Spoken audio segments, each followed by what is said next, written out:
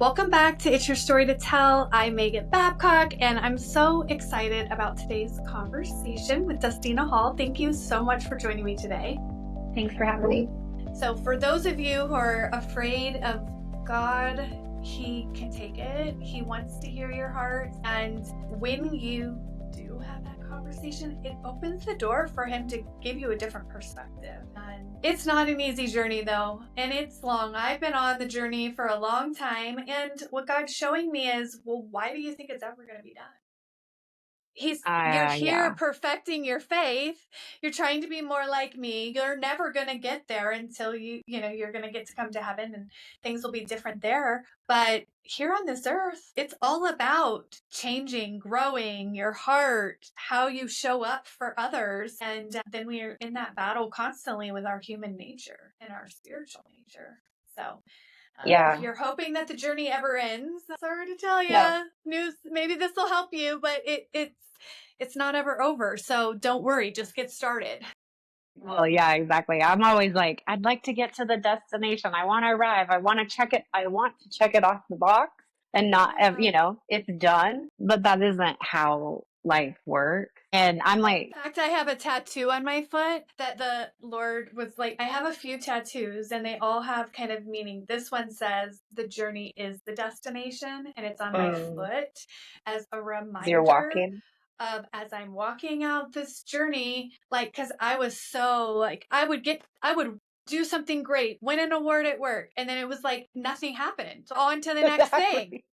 Yeah, exactly. And there was no like celebration and just enjoying life. Yeah. And going back to the perfectionism, even when I did stuff, I found critical fault in the things that I did, how I did it. It didn't feel like I thought it was gonna feel. I wasn't able to hold it. So maybe that means it wasn't as impactful as I thought it was, which is all not true, And you said like the Lord taught you how to take your thoughts captive. He is so teaching me that our words have power, and what you focus on, you get more of, and what you say grows.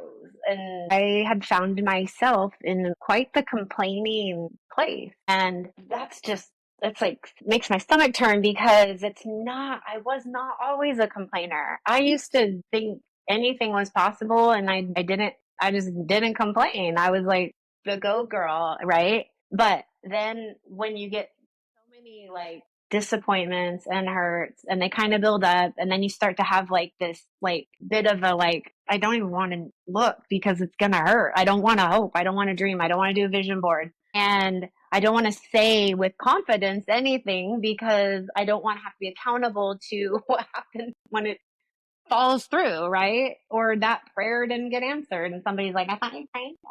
And you're like, I don't know. But I just posted a whole thing on that, on like outcome. We have what we think the outcome is supposed to be.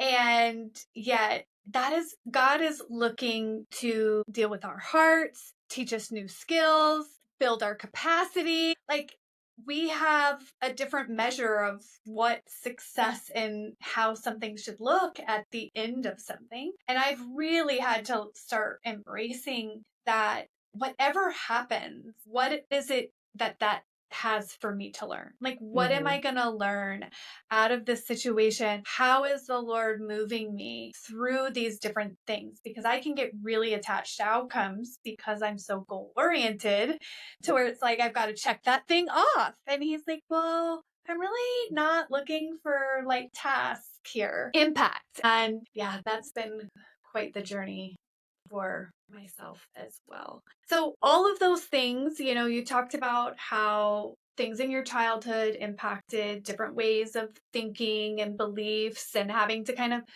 start rewiring and thinking differently about things. What would you say has been the most, or can you pinpoint something that's really been the most helpful in this transformation? Let's see. That's a good question. Well, most recently, I would say I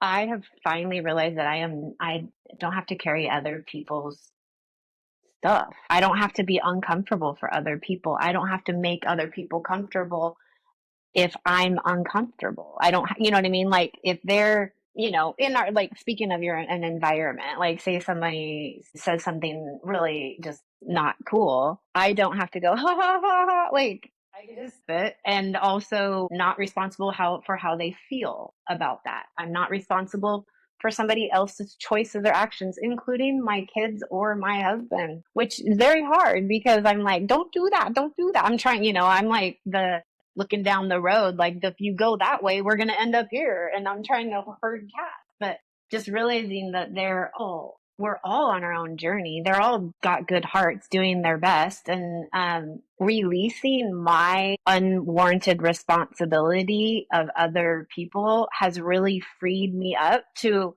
just kind of enjoy the process. Like I'm like, oh, that's funny. Like they're doing that. Okay, well, whatever. Like, huh, okay. And yet take real accountability for mine. So that part of the transformation has actually calmed me down so much because I don't have control. So therefore I don't even need to try. It's like I got all this energy back that I was expending to everyone else. It's probably driving people Yeah. crazy, but Right. to be They're honest, also yeah. glad that you took your energy back. Exactly. And then I think the second thing most recently, and I feel like I've had chapters of just like when he set me free from bulimia, you guys, I don't know how he did it, but I was like so committed. I just remember like if I ate something or like binged and I wanted that urge, I was like, you gotta sit in it. It will pass. You got it. Like, and I would just like, but God has got me through it. And then it's so something that I don't even think about. Like it is not an identity I had. And I did not know that there was ever going to be a way to live that way. He got me out of a debt lifestyle and now I don't have it. And I don't know how it's like, was that ever me? Yeah. But so far gone, so far from there that it doesn't feel like that was ever an issue. And so, I'm watching him slowly but surely heal these parts of me. And the recent greatest one is that buzzing in my body is gone. Like the central nervous system, I'm able to sit in things, release things, let God, and then realizing that small wins and small answered prayers are worth celebrating and recognizing because I like the whole, like I want the job, I want to check the box, the job well done, but this is a journey and we don't get to the end. And so celebrating those things regularly, looking for beauty, looking for positive proof that God is working on my behalf, which is the opposite of what I was doing for like 5 years. I was basically looking for proof, not intentionally, but I was basically Right. like finding proof that I was failing every every aspect of my life. And he walked me through that and got me to this new place. Yeah, I would just say those are my most recent transformations. Sitting with discomfort is so hard. That is definitely that journey that God has for me because other people's discomfort made me uncomfortable and then I wanted to fix it. And I couldn't because it was their discomfort. And it makes me think of, a lot of people are talking about the Mel Robbins Let Them Theory book, Yeah. which is nothing. I mean, there's a lot of research around like radical acceptance and having boundaries because it's the let them and let me, Yeah. right? And I mean, she's just really good with words and it's really easy and you can totally understand the concept. But that's exactly what you're explaining. Like someone has a response to something. Okay, well, that's theirs to work through. And what I didn't realize is when I was trying to fix it, I wasn't letting them grow. Mm-hmm. And even in my relationship with my kids and things like that, all of that hypervigilance and protection and all of that negative energy that I know that they didn't appreciate either. It was coming from a place of good intent and fear. And it goes even back to what we started talking about within the church. And I Mm-hmm. think in our parents, you even said it like the intent, most people aren't going out to say, I'm really going to hurt someone today. But hurt people. And Mm-hmm. healed people can heal people. And that's because you don't have that wound that is triggering you and creating all of that discomfort and having you act a certain way, like your face. You're like, oh, I'm here for you. And you're like, what the heck is this person's like? What do you think they hear and feel from you, right? And then that's where we do this unintentional harm. And so, my heart for people is to recognize that our triggers, those negative thoughts, they are trying to send us signals to areas in our heart and Mm-hmm. from the past that were hurt that God wants to do something with and heal. And if we just keep pushing it down, it's not going away because He wants you to live in freedom and have healing. And so I have found there's certain things that keep coming back around, and I'm like, now I get it. This Yeah. is going to keep coming around until I'm willing to sit with it so that we can deal with whatever that root cause of that discomfort is so that I can move through it and have healing in that area. And I think that's kind of what you're sharing in your story too. And I think goes along with your mission. So what is your Yeah. mission and what are you doing with your nonprofit that's going to have more Yeah. to come? Yep, for sure. So I have a nonprofit. It is called Love Dustina. And if you think about it, it is actually Love Megan. It's love, insert your name. Love Sally, love Tara, love Jennifer, because God loves you so much, but you gotta love you. Because you can only give and receive love to the extent that I believe this, to the extent that you are able to accept yourself. And so really for 10, I would say that 10-year decade, my whole life, obviously, but this crunch time of 10 years where he sort of was like, I'm not going to let you have fake identity anymore. And in those little, like all throughout that 10-year journey, he healed some amazing things. He set me free from mindsets and beliefs and things I didn't know. He showed me, a lot about myself, but he helped me to like truly understand that I didn't have to do anything to be loved. I am just loved and I can be. I get to do things that he's called me to. I get to be excited, but none of that goes with me. The only thing that goes with me is how I loved people. How did I love people? And I do know that like one of my natural gifts is I love people well, but I didn't love myself well. And so there was only a certain capacity that I could actually have relationship and love and freedom and offer people. And so my goal is to specifically for entrepreneur women with my nonprofit, but to teach them how to live in freedom and overflow from loving themselves. And so stop the chasing, stop the striving, stop the fake it till you make it. Because you are who you are, and he called you to stuff. And that's all you need. And so I'm excited. It's also girly and fun and lighthearted and funny. And I don't think everything needs to be serious. And I used to think you had to be serious, but then I have this whole other side of me that just simply can't be. I'm like, I don't know.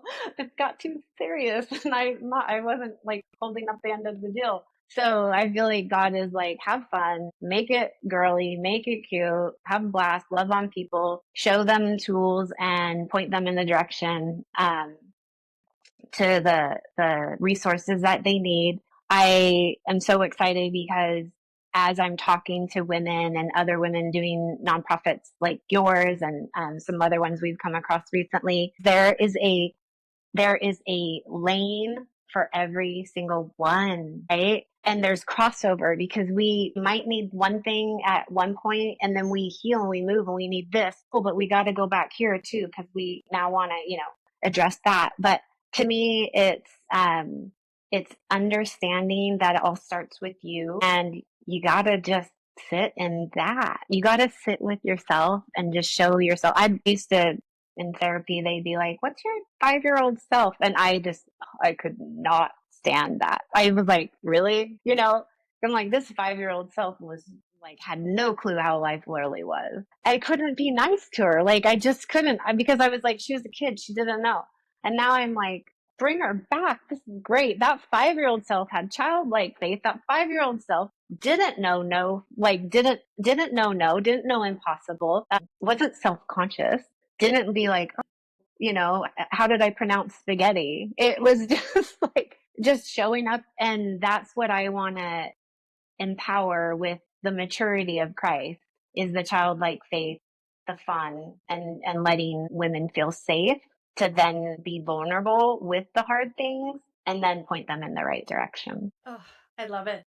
And obviously, why I love you so much and just how you have loved me, even in ways that you didn't know, just by the way you showed up in different places and came alongside of me and encouraged me. And I think of one almost a few 2 years ago when we were at Her Voice, and there were some things going on, and you were just like, I'll fast with you. And I was just like, you'll fast with me over my things, like, and believe with me.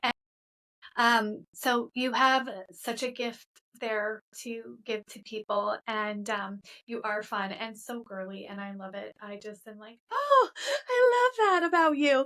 So I'm really excited for people to like and follow you on Instagram. Tell them where they can find you, and I'll put it in the show notes. Yeah, thank you so much. You can follow me personally at Dustina.Hall on Instagram or Facebook, Dustina Hall. And then you can follow my nonprofit, which is love.dustina on Facebook and Instagram. And Megan, I just want to say thank you. I have always admired you. And I remember sitting around that round table at the Beth Moore Bible study where we met and just thinking how incredible you were. Like, you know, I felt like you were a grown up and like so cool. And I just felt like I didn't know what I was doing with my life. Funny thing though, huh? Funny, neither one of us like were Yeah. there, but you know what? Now we can actually So admit it. impressive. And like watching your story and how you have been so diligent, so persistent, so faithful. I just want to breathe life into your prayers because I know like you are in the things with the people and like you're making a huge difference. So thank you. Well, thank you so much. I'm glad we could have this conversation. And you guys, if this resonated with you, we'd love to hear from you. So you can reach out to us on social media. You can comment on this podcast episode and share your thoughts. And if you haven't subscribed, we'd love for you to subscribe to the It's Your Story to Tell podcast so you don't miss future episodes. And if you're ready to share your story, reach out because I would love to help you do that because I believe that your story matters, your voice matters, and you sharing will not just bring greater level of healing to yourself because as we talk about these things, we're moving them out of the darkness into the light, and that's where God can use it. But your story might change someone else's life. It might just be the one that they need to hear. So share this as well because we want to get out there and encourage people who are struggling that this isn't the end of your story. God's going to use it and it will be beautiful in its time if you allow it to be. Thanks so much for being here, Dustina, and we appreciate you listeners tuning in. Thank you.